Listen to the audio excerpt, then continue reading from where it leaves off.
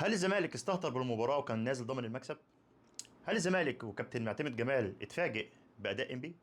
هل انبي استحق الفوز؟ هل الحظ كان غايب عن الزمالك؟ هل التشكيل اللي بدأ بيه الزمالك كان صح والتغييرات كانت صح؟ كل الأسئلة دي هنجاوب عليها. خليك معايا لنهاية الفيديو. أهلا بكم. الزمالك يرفض هدية الأهلي ويفرط في 3 نقط هي الأهم في الموسم. الزمالك لعب أسوأ مبارياته في الدوري لحد دلوقتي، وده ليه اسباب خساره نادي الزمالك النهارده. كابتن حمزه الجمل المدير الفني لفريق انبي عمل مباراه تكتيكيه محترمه، قفل مساحات وعمل بلوكات ومنع مفاتيح لعب الزمالك انهم يستلموا كوره.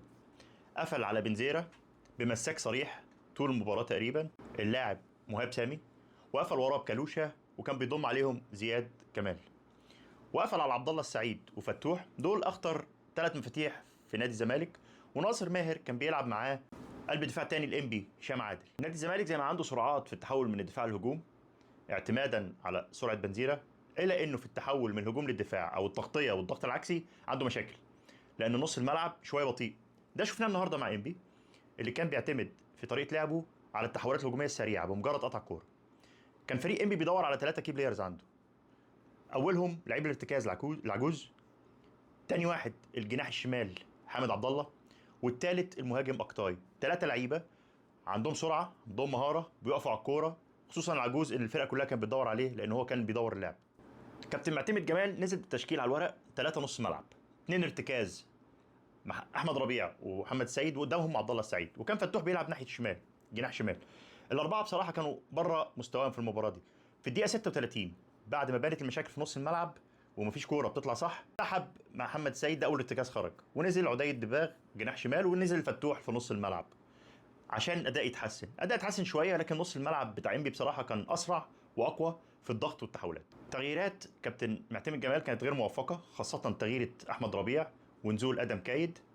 انا رايي لغايه دلوقتي ان ادم كايد ما ينفعش يلعب نص ملعب، هو لاعب مهاري يلعب في الجناح شمال، فعال اكتر في طرف الملعب، ملوش في الضغط والادوار الدفاعيه.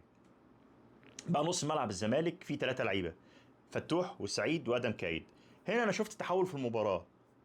نص ملعب انبي بدأ يعمل تحولات سريعة على نادي الزمالك، عمل هجمات وعمل تحولات لهجمات غير مكتملة، ولكن الكلام ده من دقيقة 60 لحد نهاية الماتش، وده بسبب بطء خط نص الزمالك. حسيت ان الزمالك بيلعب من غير لاعب ارتكاز 6. يعني كده انت خرجت احمد ربيع ومحمد السيد، ما شفتش ان في حد بيقوم بادوار رقم 6 لحد دقيقة 76. خرج فتوح ونزل يوسف وائل، ده لاعب 6. الفكرة ان نادي الزمالك من ساعة خروج لاعب ارتكاز احمد ربيع في دقيقة 46 ولحد دقيقة 76 في حالة توهان وعدم تماسك بين الخطوط. سبب تاني من اسباب الخسارة، معظم قرارات لاعبي نادي الزمالك كان فيها مشكلة. المقصود بالقرارات هنا، انا كلاعب كورة هلعب الكورة لمين وامتى وفين، وده قرار بدون مبالغة. كل الكرات الطويلة غير صحيحة، الهجمات غير مكتملة بسبب يا اما كرة بتتقطع يا اما الضغط على لعيبة الزمالك واستخلاص كرة بسرعة. كل الكرات العرضيه بدون مبالغه على رؤوس لاعبي انبي. اخيرا كابتن معتمد جمال ما كانش محضر سيناريو انه ممكن يستقبل هدف بدري، كان ممكن يبقوا 2 لولا ضربه الجزاء الثانيه اللي ضاعت لانبي، وحسيت انه اتفاجئ وما عرفش يرجع بالنتيجه. ساعده في ده مستوى لاعبي نادي الزمالك اللي معظمهم كانوا بره الخدمه.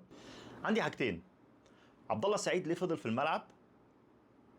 كابتن عبد الله السعيد بكره واحده ممكن يخلص ماتش، وكوره كانت تقريبا ميته جري عليها، خلى المدافع يغلط وجاب ضربه جزاء في نهايه المباراه.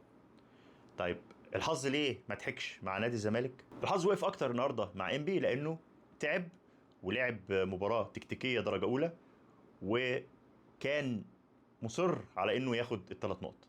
قلت كتير وهفضل اقول، دوري مصر السنه دي درامي، كل اسبوع بحاله، الاحتمالات كتير والتوقعات كتير، بس مفيش حاجه مضمونه 100%. مين هياخد الدوري؟ الاهلي ولا زمالك ولا بيراميدز؟ الفريق اللي هيكسب كل مبارياته اللي هم ال6 الباقيين ومش هيتكعبل، واللي مش هيحصل عنده اصابات في لعيبه اساسيه كي بلايرز عنده، واللي هيمتلك الشخصيه والدوافع ويبعد عن جو الميديا والمؤامرات ويركز في الملعب، هو اللي هياخد الدوري. هارد لك للزمالك وجماهيره، مبروك لانبي وادارته انه وصل للسبع فرق الاوائل بعد منافسه مع 4 فرق تانية كانت عايزه تدخل دور المجموعه. ده كان تحليل مباراه اليوم. لو عجبك التحليل رجاء لايك وشير، واستناني في تحليل جديد ان شاء الله.